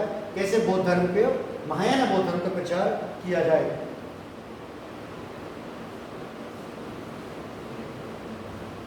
ये भी एक अच्छी कोई मिल गई। हर्ष ने जो टोटल राज्य की इनकम होती थी, जो खजाना होता था, उसको उसने कहा था कि 4 जगह पर खर्च होना चाहिए, 4 भागों में घुसो। यानी राज्य की इनकम कहाँ? 4 जगहों पर खर्च होनी चाहिए। वो 4 आप लिखें। एक पब्लिक वेलफेयर के कामों में, सार्वजनिक सेवाएं होती है पब्लिक वेलफेयर के कामों में। इसमें का अर्थ हुआ कि जो उसके अधिकारी हैं उनको वेतन भी उसमें दिया जाना शामिल है।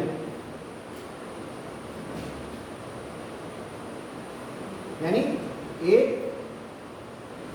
पब्लिक वेलफेयर के कामों, उनके वेतनों के लिए। दूसरे जो सरकारी कार्य होते हैं उसके लिए। सरकारी कार्य क्या होते हैं?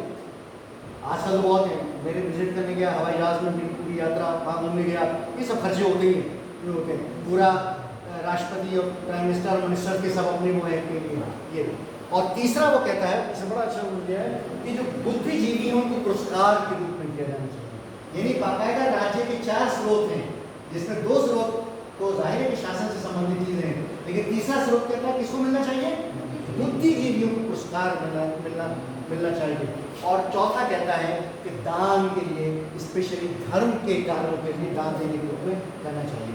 ये इस पर क्वेश्चन बनता है, कई बार पूछा भी जाता है। ये चार उसने बाकायदा हाश में उसको डिवाइड किया है कि हमारे राज्य की इनकम इस पे जानी चाहिए।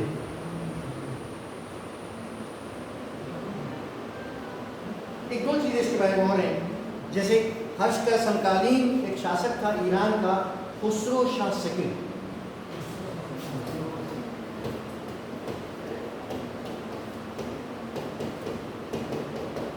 ये ईरान का शासक था जो समकालीन था इसका हर्षवर्धन का।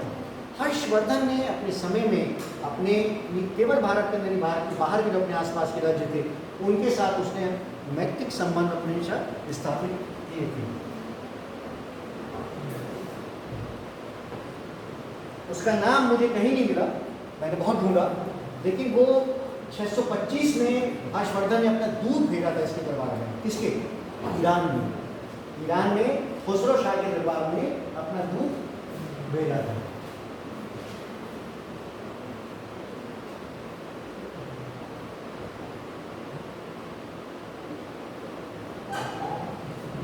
ये देखिए 6th-7th सेंचुरी की बात है।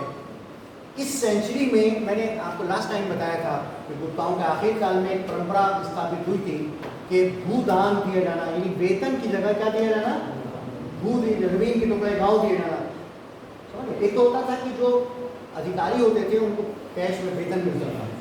5th सेंचुरी के बाद और लास्ट गुप्ताओं के काल से क्या परंपरा आरंभ हुई तो उनको नकद वेतन नहीं दिया जाता था, बल्कि उसकी जगह गाँव जमीन दी जाती थी। उसकी इनकम से वो उनका वेतन हो जाता था और उसके अंदर शासन स्थापित करना वो भी जिम्मेदारी किसी की होती थी, उसी की जिम्मेदारी। इस सेंचुरी में हम आकर देखते हैं कि ये प्रथा बहुत ज़्यादा तेज हुई है। ये मैंने इसलिए बता रहा हूँ कि इसी को कहते हैं कि ये जागीरदारी प्रथा आरंभ हुई। और ये किस काल के कैरेक्टरिस्टिक है? मध्यकाल की कैरेक्टरिस्टिक। जागीरदारी प्रथा मध्यकाल के कैरेक्टरिस्टिक है। जब ये प्रथा समाप्त हो गई तो हमारा मध्यकाल भी समाप्त हो गया, हमारा आधुनिक काल आरंभ हुआ। ये प्रथा इस काल में हम देखते हैं और बहुत ज़्यादा तेज होती चली जा रही है। आरंभ कब हुई थी? मध्यकाल में। इसी काल में, ये तो आप सब शायद जानते होंगे कि पंचदेवता कौन कौन से होते हैं? बताओ ना, तुम्हारे से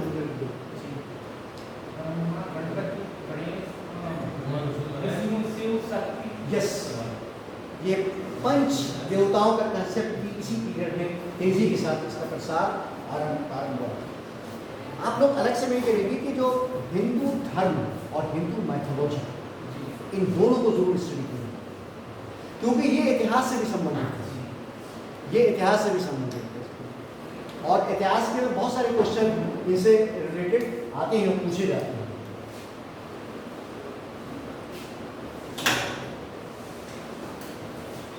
ये पोस्ट गुप्ता पीरियड है, या यूँ समझिए कि मिडिवल पीरियड से पहले का पीरियड है। इसके बाद जो है मिडिवल पीरियड आरंभ होता है। इसमें कुछ चीज़ें हैं जो देखेंगे बाद में, और नेक्स्ट पीरियड जो होगा हमारा नेक्स्ट वीक होगा वो, उसमें इस काल के कुछ दूसरे राज्य जो डायनेस्टीज थी, उन डायनेस्टीज को हम देखते थे। जो रीजनल डायनेस्टीज क्या कहलाती है? वो रीजनल डायनेस्टीज, क्षेत्रीय राज्य कहलाते हैं। इसे बंद कर दो।